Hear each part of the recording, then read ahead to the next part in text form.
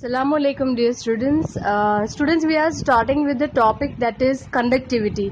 Now see, when we talk about the any particular metals, we know that the particles which are present over there are able to go for conductance. But what if we talk about the electrolyte? It means when we talk about the solution.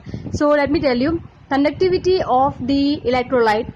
There, for conductivity of this solution, two problems are there.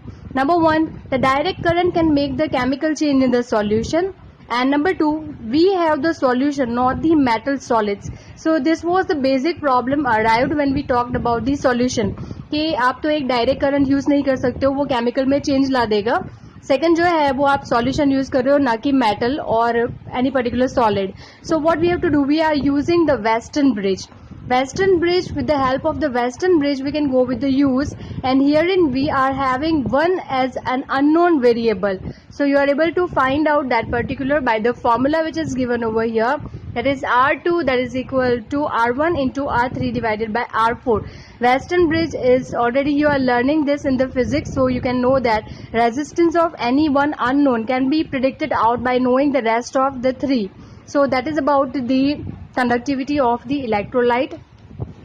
If we talk about the variation, that how the variations are being known over here, and the molar conductivity with the concentration. So dear student, if we talk about the molar conductivity means how much molar there will be the charge carrying capacity of the material. So when we talk about the molar conductivity increases with the decrease in the concentration or increase in the dilution. So try to understand this particular.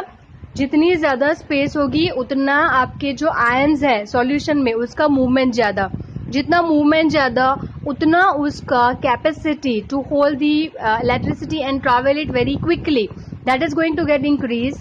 So we say that molar conductivity increases with the decrease in the concentration or else increasing in the dilution. That is known as, okay, specific conductivity is given by kappa, that is K.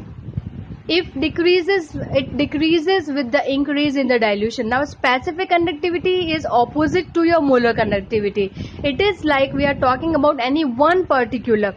Now I have given you the picture diagram in which it is shown that one block is there in the beaker which is containing the less number of the ions compared to the initial one, and that shows that molar conductivity goes on specific conductivity goes on decreasing. Mass factor means it will be depending upon the total number of the ions present in the solution.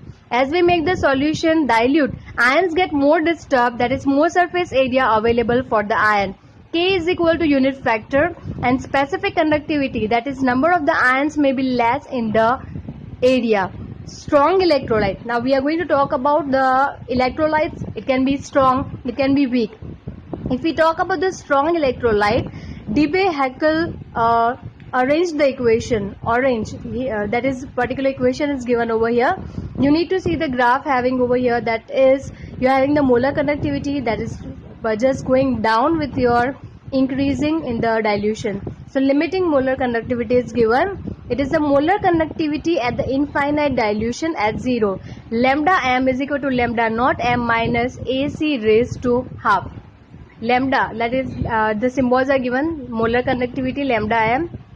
Lambda naught m, that is limiting molar conductivity. A is your constant, it depends on the type of the electrolyte, and C is the concentration. Again example, NaCl. Now see, Na is Na plus Cl minus. So you are having 1:1. That is your conductance. If we talk about MgCl, that is Mg is 1 and Cl is 2. So we go for having the ratio 1:2. So this is, we are talking about the strong electrolyte conductance over here. If we talk about the weak electrolyte, we are following the Colruyt's law. Colruyt's law. What does the Colruyt's law says? The Colruyt's law is defining that the number of the ions present in the solution is responsible for the conductance of the electricity. आपके solution में जितने भी ions present है वो सारी electricity conduct करने के responsible है.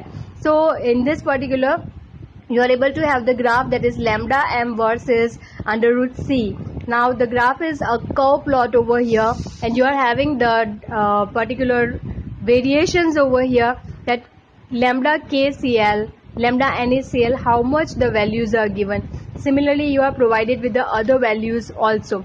According to this law, at the infinite dilution, when dissociation is complete, each ion makes a definite contribution towards the molar conductivity of the electrolyte irrespective to the nature of the ions. मतलब आपको ions पर dependent नहीं होना है, ions कोई भी present हो वहां पर, जितने आयंस प्रेजेंट है उतना कंडक्टेंस होगा. So that is been shown over here. You are able to see that NaCl, Na plus and Cl minus, MgCl, Mg2 plus, 2 moles of Cl minus, AsCl3, that is giving you 1 mole of aluminium and 3 moles of Cl ions. If we talk about the application of the Colrat's law, it helps to calculate the conductivities of the weak electrolyte. See, it is very difficult to find out the conductivity of the weak electrolyte, but if we are using the Colrat's law, we can find it out. In this case, what we are doing, according to the given equation, we don't know the conductivity of your acetic acid, but it is given over there with your sodium acetate. So what we are doing, we are taking the molar conductivity of the HCl and ACl and we are finding it out. The various equations are given over here and total calculations is also given over here. That is what you can see.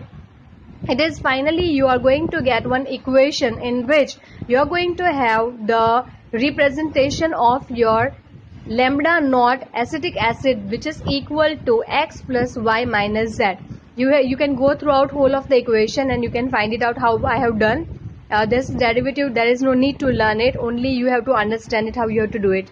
Example, the molar conductivity of the sodium acetate, HCl and NaCl is given. One example is given. Sodium acetate 91.0, HCl 425.4 and NaCl 126.4. Acetic acid you don't know, so you have to substitute all the values, that is x plus y minus z, and overall you are getting 390.07 square mole inverse. That is the value given over here. So dear student, this is about the conductivity.